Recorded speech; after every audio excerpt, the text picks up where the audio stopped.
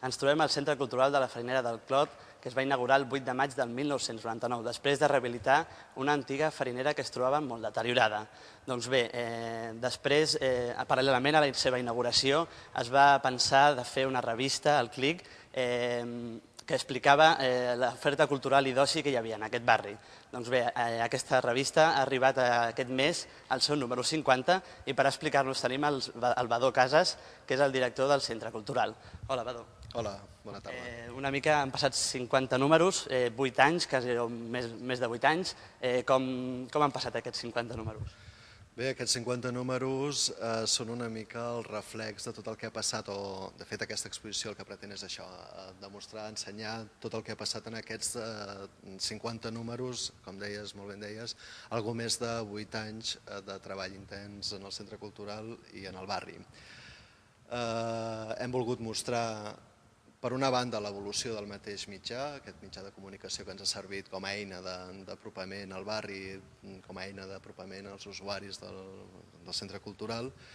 Hem volgut ensenyar l'evolució del mateix mitjà en els seus canvis que hi ha hagut, tant quant de format, capçalera, que n'he tingut amb el del número 53, i també què hi ha darrere del Clic. El Clic durant aquests anys ens ha anat explicant tot el que passava en el centre cultural, tot el que passava, o moltes de les coses que passaven al barri i sobretot tot el que passava a nivell associatiu en el barri. I el que hem volgut és ensenyar tot això. Aquest primer panell de l'exposició, que és el que mostra, que és el que sembla una línia del temps, què és? Bé, en aquesta exposició, que té 10 panells, hem volgut demostrar l'evolució cronològica de les activitats del Centre Cultural. En aquest primer comencem amb la inauguració el dia 8 de maig del 99, amb una foto del Loquillo i l'alcalde del moment, l'activitat de les entitats, els Diables del Clot i un esbart del dia de la inauguració que van estar fent activitat durant tot el dia d'aquell dissabte de la inauguració, i a partir d'aquí comença l'evolució cronològica de tots aquests anys. I veiem també que al llarg d'aquests números d'aquests anys hem anat ampliant també l'activitat.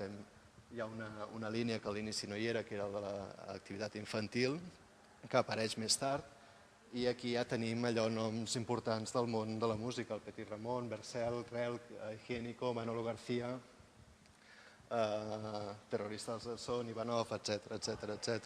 Vull dir, això completar fins a l'actualitat. El Clic ha anat variant, però està molt viu ara. Continueu incorporant nova gent, em sembla. Sempre hem volgut comptar amb la col·laboració dels ciutadans i ciutadanes del barri, i és en aquesta constant evolució de conceptes i d'elements nous, doncs evidentment també hem comptat molt amb la participació de les persones que han col·laborat amb nosaltres, que hem fomentat que n'hi haguessin més. Moltes gràcies, Badó. Crec que la Roser és una de les noves col·laboradores. Hola, Roser. Hola. Quina és la teva participació en el Clic i una mica què et sembla ja el número 50 també? Doncs la meva participació ha començat amb el número 50, que es volia introduir alguna cosa més i donar un valor afegit al Clic.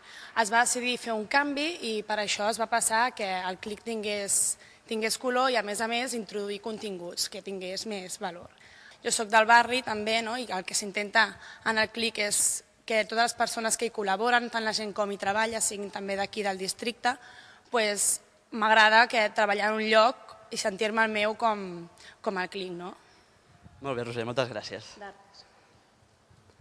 Bé, més de 8 anys fent cultura en aquest centre cívic i explicant-la a través d'una revista que es diu Clic, que esperem que continuï per molts anys. Això és tot des del barri del Clot, Camp de l'Arpa.